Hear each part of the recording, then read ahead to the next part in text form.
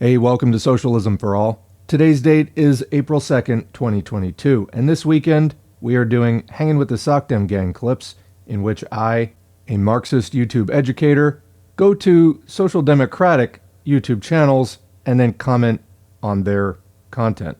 Standard Hangin with the Sockdem Gang protocols and methodology are in effect this weekend. What I do is I go to the Secular Talk channel, Kyle Kalinske, the home of news and politics commentary from the populist left perspective, as he describes it. Then I go to the channels tab, see what other channels he's linking to, and then I look back over their videos from the last 2 or 3 weeks, see if anything grabs me as far as, does this look like it might make for some interesting commentary, and then I go into it cold.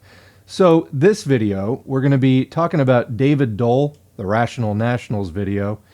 Get ready. The View blows up after Sonny schools conservative co-host. So Dave, slow news day, you're covering the fucking View. I mean, I know that there's a lot of fluff on these channels, but like covering drama that occurred on The View, I guess that's kind of standard. I, haven't been watching these channels really at all. I haven't done any of the Hanging with the Sockdem clips in a while, but I have forgotten, how much of their content really is just like CNN response videos, The View response videos. This is kind of, Jimmy Dore did a lot of The View reactions. Anyway, let's start it up. And progressive policies are popular policies across the board. They're actually popular with independents, and they're popular with Republicans as well. During a discussion on The View about what the Democratic Party should do, Sunny Hostin dropped some actual knowledge, and it was wonderful to watch. So I have a couple of clips here. Here's the first one. In a recent New York Magazine interview, Congresswoman Alexandria Ocasio-Cortez warned Democrats that they could be in trouble going into the midterms. She thinks they're still in the game, but the president and moderate Democrats need to stop thinking they can return to an era where a backroom deal with the GOP could be reached, because that kind of thinking killed the Build Back Better bill. Do you agree? No. Okay. No. This is the absolute wrong lesson that Democrats have learned from what happened in the last year. The country is not left of center. We are a moderate country. Independents dominate the electorate, and it's swing districts that make a difference. It is a 5-seat margin in the House of Representatives right now, and historically, it looks like it's going to be a bloodbath for the Democrats if they don't turn things around. Now, the way to do that is not to go pull further to the left and get into these squabbles that give Republicans the ammunition they need for the culture wars.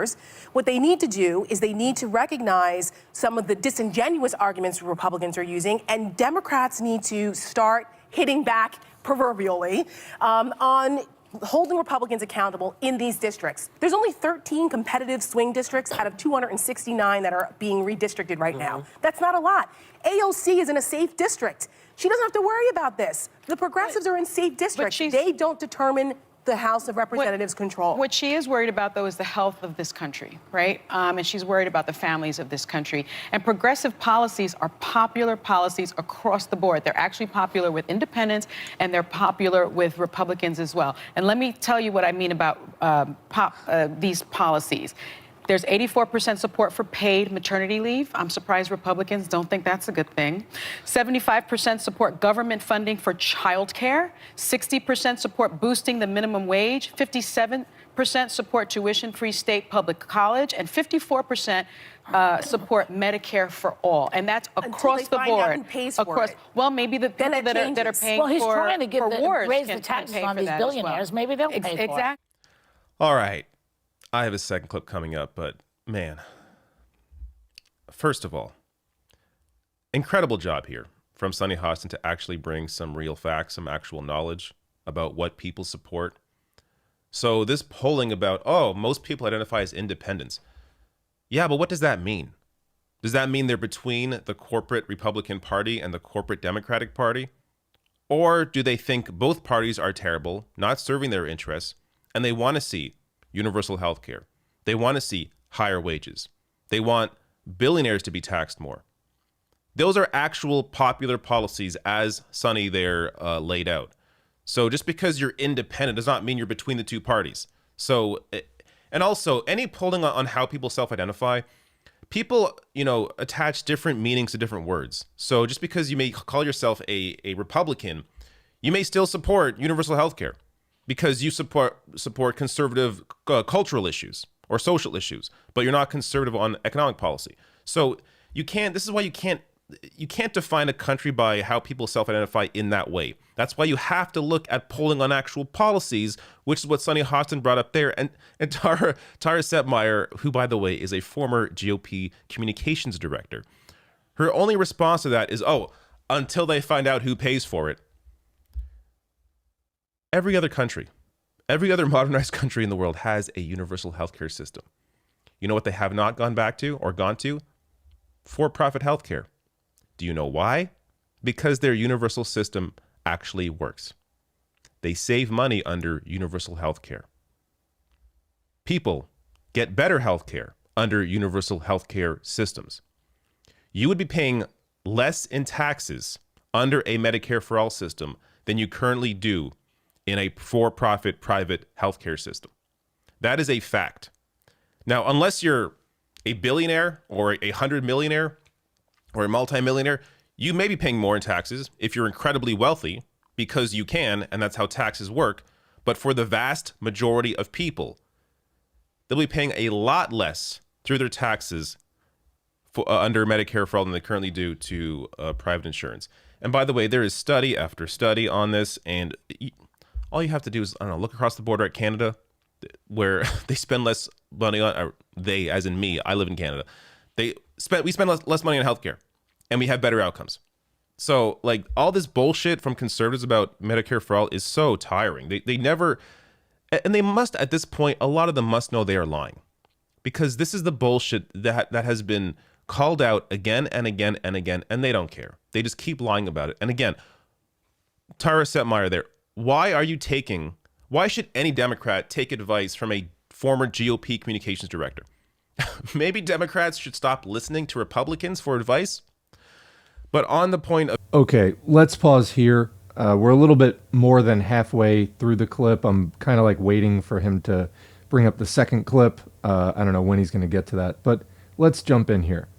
So as far as this goes, this is really obvious. It's a no-brainer. The United States is one of the only advanced capitalist imperialist countries that really doesn't have some kind of a universal healthcare system.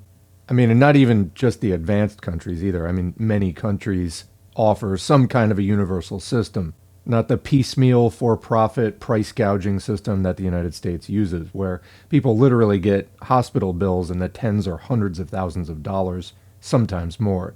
Even from an advanced capitalist perspective, it makes more sense to have universal health care because then your workforce can reliably get medical care when they need it, and it's just one less source of chaos. However, in the United States, the medical supply, insurance companies, massive amounts of money, and U.S. politics runs on money most of the time. Whoever spends the most money in an election wins the election.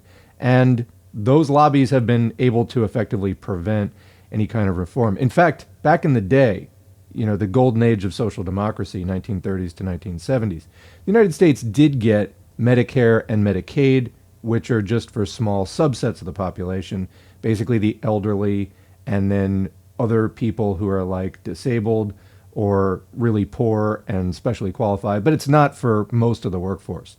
But the United States was supposed to get universal health care at one point when they were doing Social Security and all this other stuff. It came up in the 40s, and there was a plan to do this. However, the AMA, the American Medical Association, lobbied their member doctors, basically that universal health care, it was a communist plot, and all the member doctors, the MDs, needed to vote out everybody in Congress who was thinking of voting for it. And this was a wildly effective reactionary grassroots campaign, and they did, and it was defeated. And then it kind of came back in the 60s, again in the limited form that I just discussed. But the United States never got universal health care when a lot of the other countries, such as Canada, basically fucking everywhere, did. So it's been kind of this outlier ever since. But there has been this push in the background to overcome that resistance and get actual universal health care going. I mean, there was a push for this in the 90s, and then Obama was going to do it, and then just on and on. Even Joe Biden ran on the public option. It was on his website, at least. And there's just been no mention of it. So we haven't really gone into this topic that much here at Socialism for All in a while, because really since Bernie Sanders rolled over 2 years ago for Joe Biden, and Bernie was no longer relevant, and so he wasn't on cable news anymore, like, people have stopped talking about Medicare for All. He was the only one bringing it up in mainstream discourse, with maybe AOC being in like the number 2 spot. She would also mention it sometimes when she was interviewed. Now, we're going to get back to the more meta questions of what should the Democratic Party do, and does it even matter for working people? The position we have here is fundamentally the U.S. left needs to break with the Democratic Party and with all capitalist political parties. But we'll come back to that. It's been a while since we've talked about Medicare for All, so let's talk about this, and then we'll get into the other stuff. So my attention was piqued when she said that 55% of voters support Medicare for All. That sounded really low to me. What I knew was that that number was actually closer to like 70%. So I did a little bit of digging. I don't know what poll she was using because I don't think she cited it there. But I did find a Morning Consult Politico poll from just about a year ago, end of March 2021, that found that all voters support Medicare for All, 55%. Then there's 13% who say don't know, no opinion, and 32% who just flat out oppose it. Then if you break it down by Democrats versus Republicans, 80% or 79% of Democrats affirmatively support, with 13% being unsure, and only 8% of Democrats actually opposing Medicare for All. Let me say that again. Only 8% of Democrats actively, affirmatively oppose Medicare for All. Yet, a lot more than 8% of the Democratic Party politicians oppose Medicare for All. The overwhelming majority of the party, 79%, supports it, yet the party doesn't. What does that tell you about this party's usefulness to its own base? Now, 62% of Republicans affirmatively oppose Medicare for All, with 28% supporting, 10% being unsure. But anyway, 62% oppose. So if we take the Democrats' 8% opposition and the Republicans' 62% opposition, that adds up to 70. If we take the Democrats' 79% support and the Republicans' 28% support, you get 107%. Overall, there is more support for Medicare for All than opposition to it. Not that Democrats should be overwhelmingly concerned about what Republicans want. After all, they're not Republicans, right? I mean, just trying to follow, I know that we have special circumstances in this country where basically one set of interests controls both of these parties. We'll get to that. But just, the general logic of running in a political election is you're trying to rally your base, not the opposition's base. And the fact is the numbers are there. It's an overwhelmingly popular policy idea. Overwhelmingly. Now, that's one poll. Let's look at another that breaks it down a little bit differently. This is a poll from The Hill and Harris X. And yes, this poll was conducted 1 year prior, so 2 years ago, April 2020. But that, 2 year difference, it's not a huge factor. It's true that the opposition rose slightly, 1%, but it's not an overwhelming difference. But what do we see here? We see 70% supporting Medicare for All in October 2018, and then 69% supporting in April 2020. Okay, so that's a really different number than 55. Why is it different? Well, if you look at the methodology of what they asked people, the options were you could either say that you strongly support it, somewhat support it, somewhat oppose it, or strongly oppose it. Oh, So this whole I don't know really wasn't an option. It just broke down into strong support, lukewarm support, strong opposition, and lukewarm opposition. So what do you get then? And by the way, who are they asking? Registered voters. I mean, that sort of makes sense considering this is, judging the effects on electoral politics. So registered voters, people who participate in electoral politics, in other words. So strongly support, 37%. Somewhat support, 32%. Net support, 69%. If you add 37 and 32, you get 69. Then, if you look at the opposition side, somewhat oppose is 14%. And then strongly oppose is 18%. So you've only got 18% diehard opposition to Medicare for all. Does that matter? It's less than 1 in 5. Not really. Then the somewhat opposed people probably would go along with it. I mean, even if you split that in half, even if half of them become hardliners, you've still got 3/4 of the country either supporting it or going along with it. Well, I think that's your green light right there. So after you take out this misleading, 13% or whatever it is that's, quote, not sure, and break it down as lukewarm support versus lukewarm opposition, it's clear that twice as many, more than twice as many, somewhat support than somewhat oppose. So we're actually looking at like 68, something like that, % support for Medicare for all among registered voters. Okay, and that's not even factoring in the get people to the polls, that, factor, that this will rally people to go out and support. Hey, we're going to give everybody health care that's free at the point of service. You will get people excited to get that. Because after all, how many of these swing districts are up in the air largely because the Democrats there aren't fucking offering people anything in their base? Like, in other words, they're playing more to the opposition, who are, newsflash, just going to vote for their side, than they are to their own would-be supporters. In other words, when given the choice between Republican and Republican light, Republican voters tend to vote Republican. This is not a complicated concept.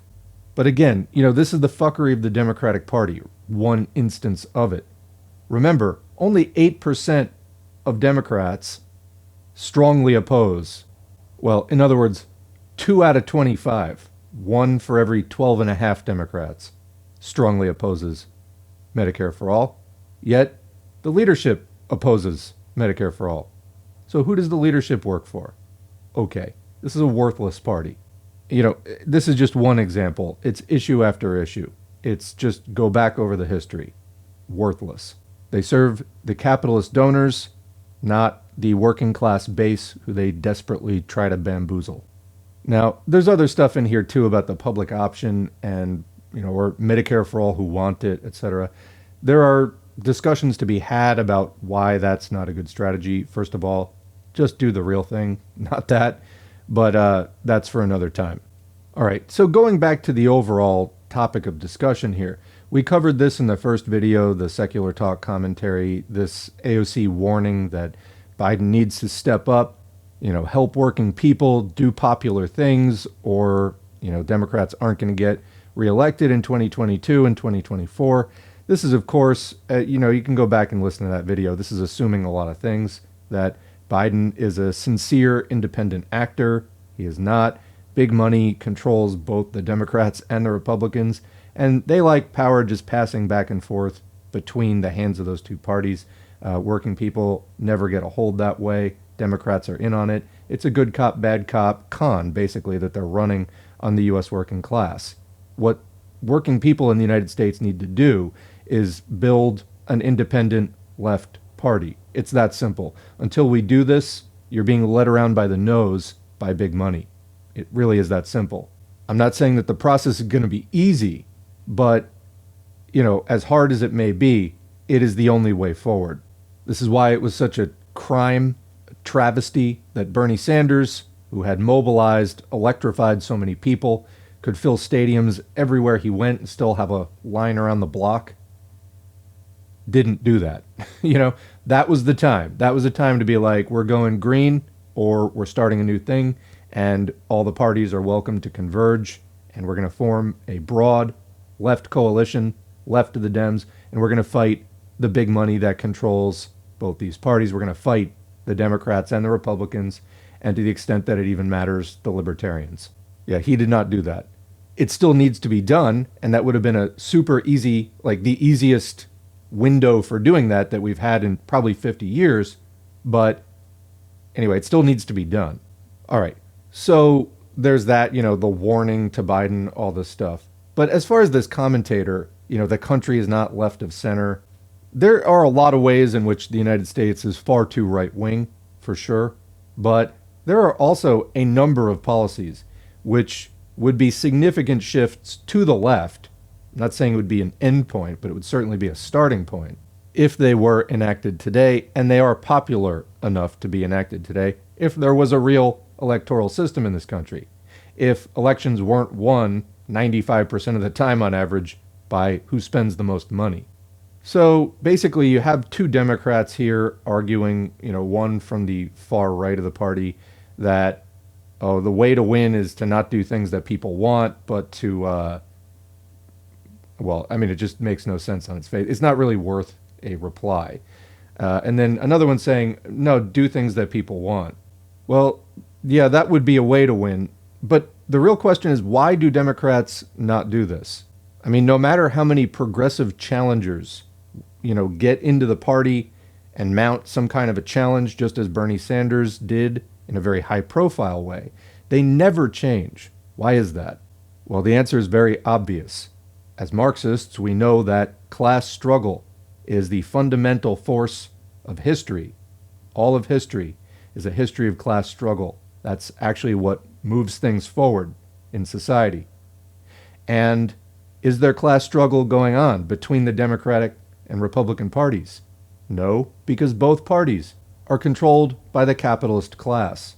So if you want class struggle, which can actually move things forward, change society, empower the working class to eventually take over the reins, end capitalism, and build a cooperative socialist society, we must organize ourselves for political power, not just in electoral politics, but militant class struggle in every shape and form that it can take, outside of capitalist control. That means outside the Democratic Party. And no, it doesn't mean both outside and inside the No. It means outside the Democratic Party. That's where workers should organize. You can leave the Democratic Party to the fakers, the opportunists, the grifters, the con artists, and they will be there, believe me. But you don't fight them from inside the organization that they control. You fight them from your own organization. That's what's actually effective. In fact, a lot of your energy is going to have to go towards defending your organization from getting taken over by their operatives. So, just worry about that. Don't worry about trying to get into their party and book it up from the inside. No, forget it. That's never worked. Build your own thing, defend that, and that will be the vehicle for working class power. So anyway, like I said, a lot of this I don't think is really worth dignifying with a response. And I guess in the same way that I, as a Marxist and actual socialist, am trying to pull people left from the social democratic type of cesspool of politics that's out there, the sort of limited, reformist-minded kind of politics that just is looking for crumbs and concessions and things like that, and is trying to work within the No. We need to go left from there. Am I going directly for the View audience members? I mean, not on a typical day, no. So is there some value to, David Doel serving as an earlier part of the pipeline? Part of the pipeline further to the right of pulling people out of these very right-wing capitalist-dominated politics? Yeah, maybe, because yes, if people are swayed by this. If people were out there watching The View and getting confused by it, and then they listen to David Doel and they get some clarity from that, and then they go to sort of the progressive side of that, Maybe there's some value in that. And then, maybe I can take over, hopefully. And other people doing this kind of thing that I'm doing. But I don't know. The day has not come, I guess, where I'm out there interfacing directly with the frustrating muddle that is conversations that happen on shows like The View. So, I guess David Doel, like I was kind of mocking him originally, like, you're covering the fucking View, what are you doing? I guess maybe there's some value in that. He can talk to people that I probably do not have the patience to talk to. And then after he has sort of primed them somewhat, maybe they're ready for the next part of the message. I mean, I'm sure that also a lot of people in the sort of rational national SOCDEM base are also more, sort of middle class, petty bourgeois, a little bit better off. They're not looking for radical change, so it's not even just a question of time for them. Though they're welcome to become class traders, renounce their petty bourgeois ways, and align with the working class. Because at the end of the day, the petty bourgeoisie is not decisive. It has neither the numbers of the proletariat, the working class, nor the wealth of the big bourgeoisie, the capitalist class. So it always has to pick working with the big bourgeoisie, the very rich, or it can work more with the working class. And we want to welcome people to do that. So, I don't know, maybe it is somewhat a factor of time. Even the petty bourgeois can become class conscious to the point where they realize that being petty bourgeois, you can't get anything done without aligning with one of the great classes. And I'll say to petty bourgeois, upper middle class people now, I'm a Marxist. I'm teaching and advocating for socialism here. This is a proletarian, a working class ideology. You are welcome to align with us. We would much prefer that you align with us rather than with the big bourgeoisie, because when your class typically aligns with the big bourgeoisie, you get fascism. We don't really want that. So align with us, but understand that when you do, the proletariat, being both much larger in number than you, and also being the future, because capitalism proletarianizes the population. You may be petty bourgeois today, but you won't be forever. The longer capitalism runs, the more it creates that wealth divide. More and more, the population winds up in one of two camps, the big bourgeoisie or the proletariat. Now, you may be telling yourself you're going to wind up in the big bourgeoisie when that happens. Odds are you're not. Maybe 1 in 20 of you will, and the rest will come join us in the proletariat. So we have the numbers. We are also the future in terms of continuing to be the numbers. So we are the leaders, but you're welcome to join us. Your only other real option is to align with the big bourgeoisie and get played as they roll out fascism. You don't want that. That makes you look like a sucker.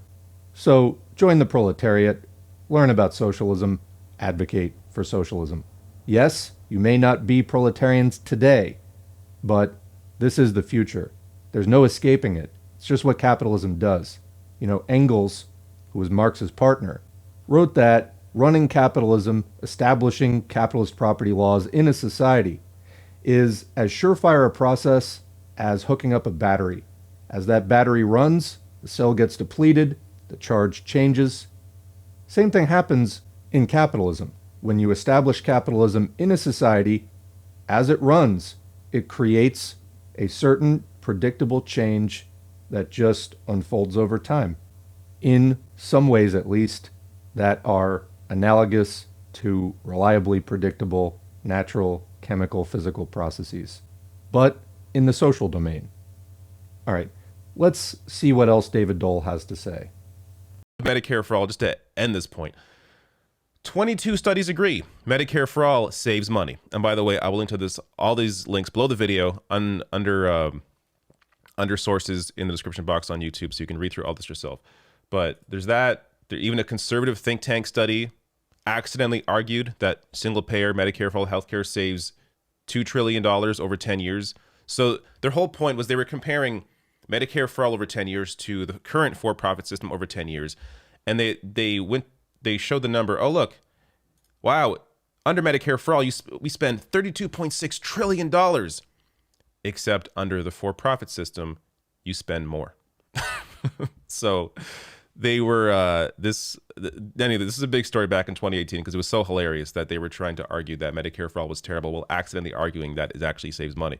And then if you want to, so there's a couple of these calculators online. I'm not sure how accurate they are, but if you want to check, I'll link to this below the video. You can check. There's this one and there's this one.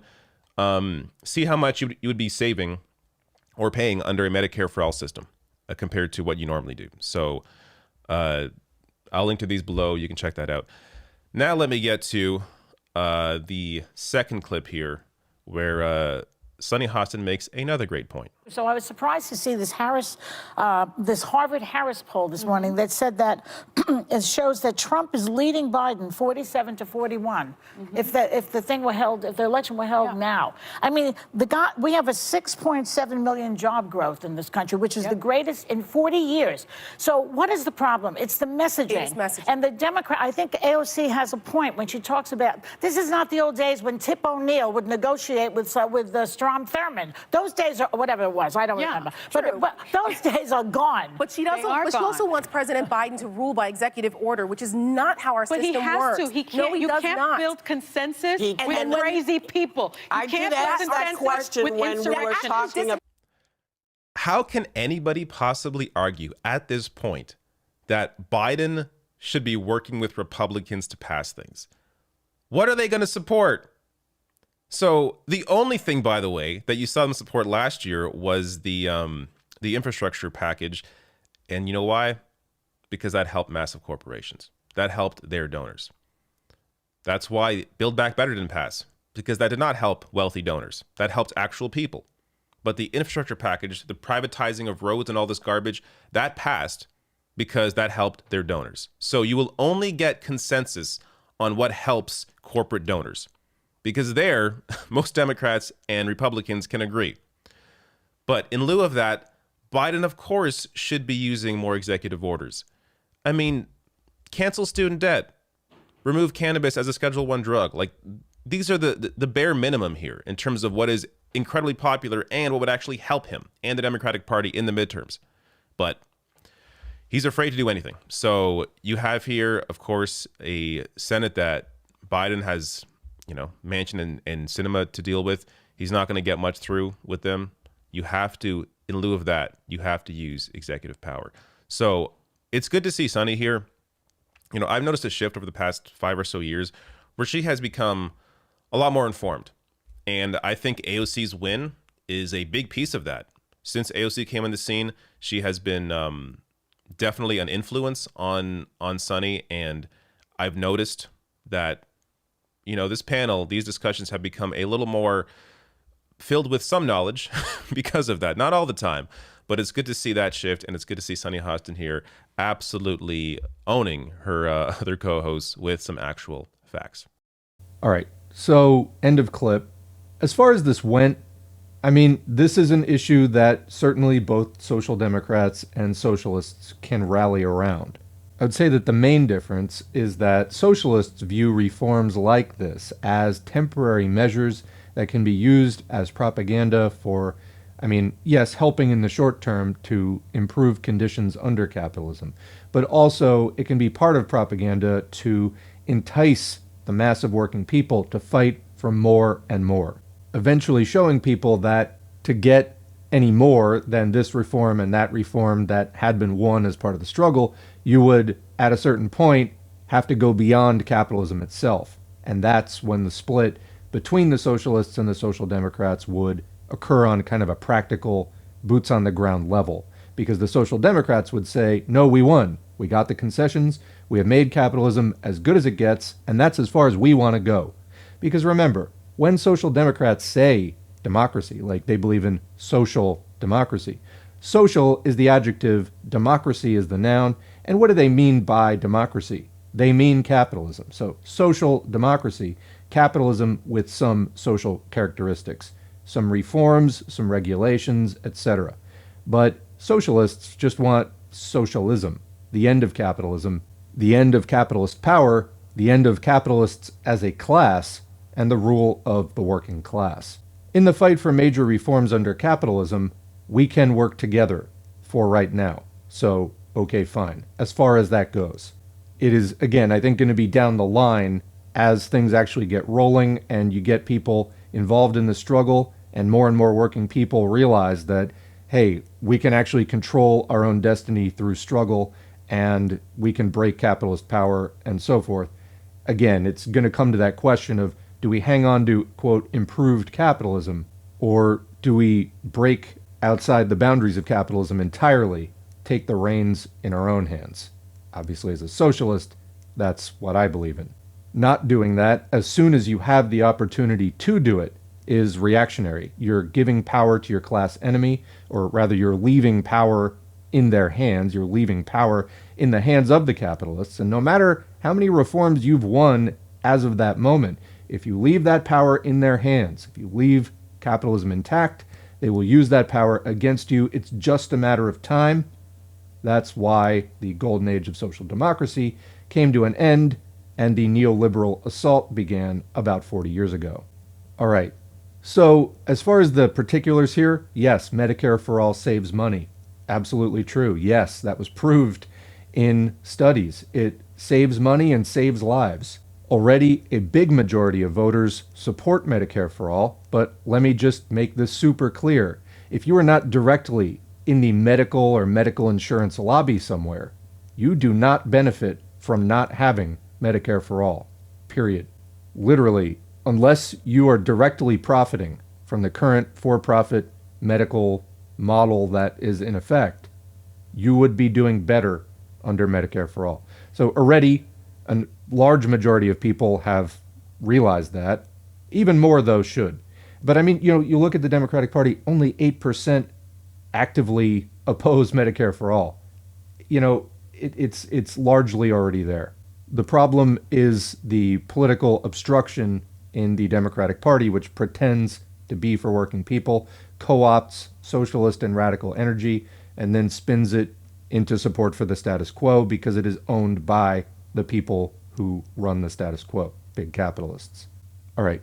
So as far as Trump leading Biden 47-45 or whatever it is, yeah, that's entirely predictable because Democrats ran on fear of Trump, and they also promised that they would actively do some things. They have not done those things. They have not done those things, and their pandemic response has been shit, honestly. So here's the fundamental problem. The Democrats, every election, call on their base, call on the country. We must oppose the Republicans. Democracy's in danger. Blah, blah, blah. See the David Pakman video that I just did 2 videos back. This was all about, it's the most important election of our lifetimes. It's the Bart Simpson say the line meme. This is the most important election of our lifetimes. Yay. It's their catchphrase. It's a joke. Everyone knows it. It's a joke. Why? Because they call on the country. They're even now down to like calling on Republicans of conscience, quote unquote, to, betray their party and break with their party and vote Democrat to save democracy and to save the country. What's the problem, though? Once in power, they don't oppose the Republican Party. So, yeah, I don't like the Republican Party. I would like nothing more than to shatter the Republican Party into 1,000 tiny pieces, none of which have national control over U.S. politics. Maybe for some time they would continue to have some kind of influence in certain regional pockets of the U.S., state politics, things like that, more backward areas of the country, at least until some progressive reforms hit and some of the basis of their class power in the economic sphere is broken, and, along with it, their political power goes. As the saying goes, and I say this a lot because it's really simple and it's really true, if U.S. politics were for real, one party would enact universal health care and the other party would never get elected again. The Democrats know this very well. For many election cycles now, the left has approached the Democratic Party and has said, hey, we are alarmed at how far right the Republican Party is going and how some in your party are also going, following them. We could actually break Republican power permanently if the left and the Democrats aligned to pass a series of broad popular reforms, such as universal health care, many other things, some of which the Democrats were talking about somewhat tepidly in the last year. They could do that. The Democrats could align with the left and do these broad reforms, shattering the Republican Party. All this, danger of fascism, Trump is a menace. Okay, well, if you do these certain things, the Republican Party will literally be history, but they won't do it. Why? Again, who controls the parties?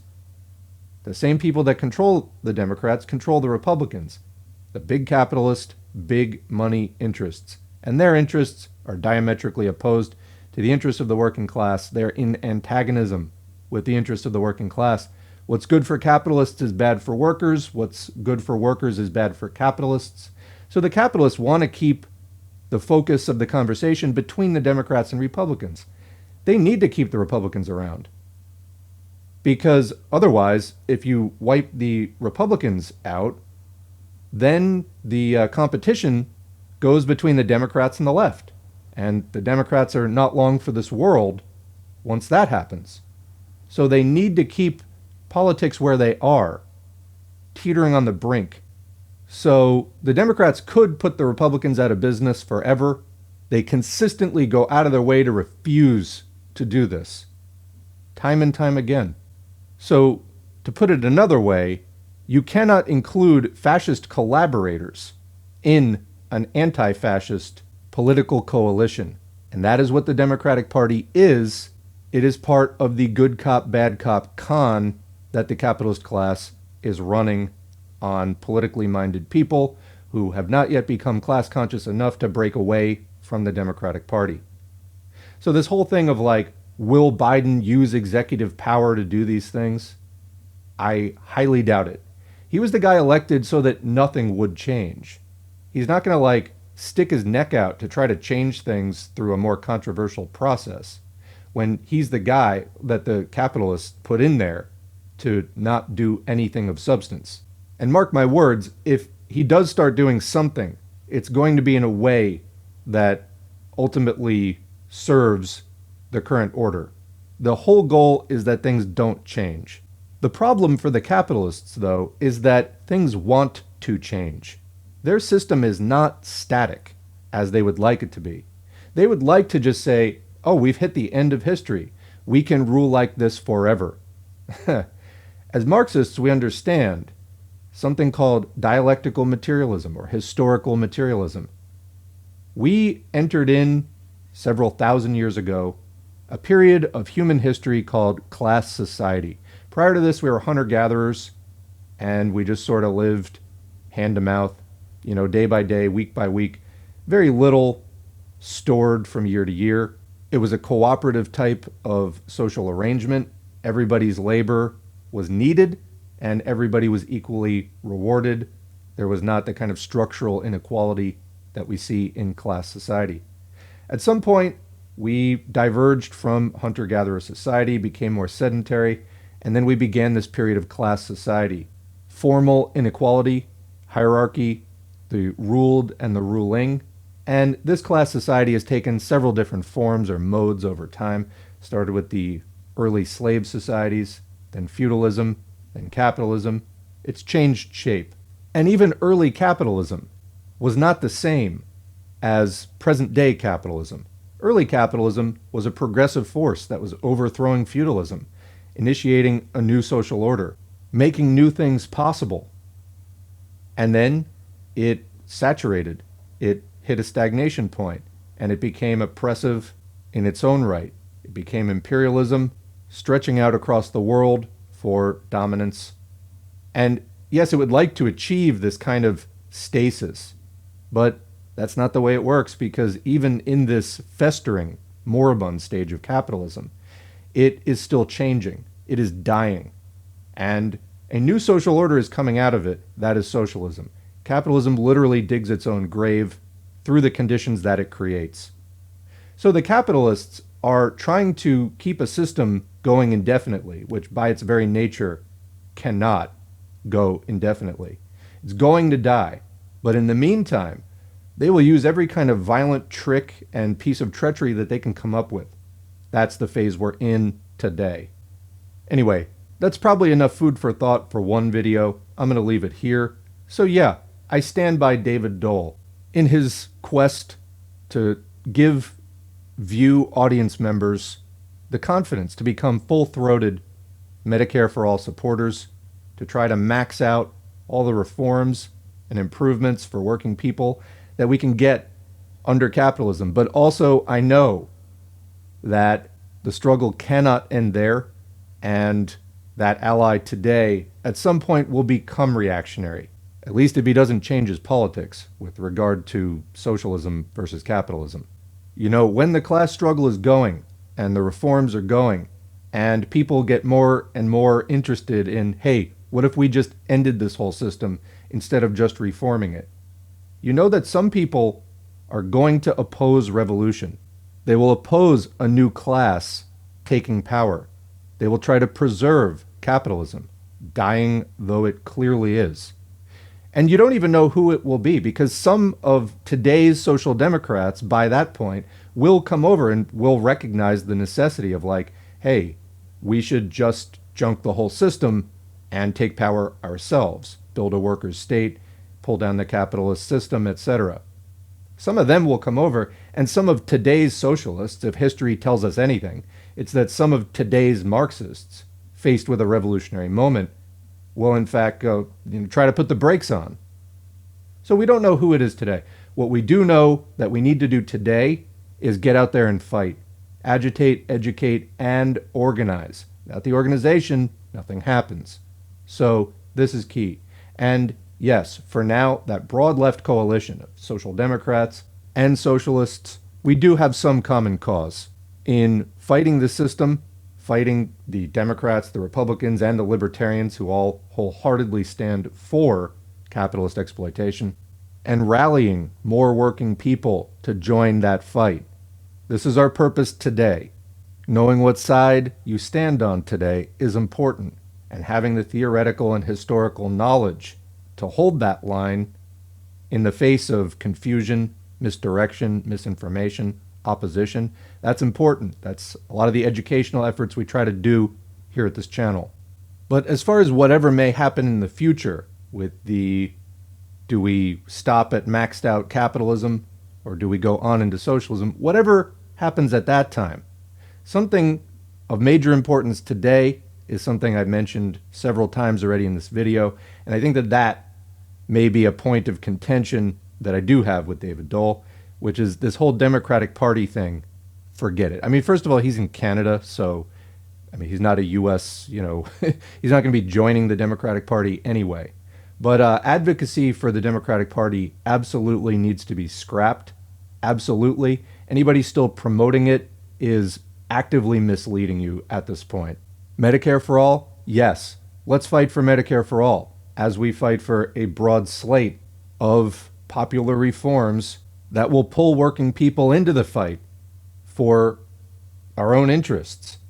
But do it in a party that's actually of the working people, one that will actually fight for these things, not the Democratic Party. It's not that party. It's not that party.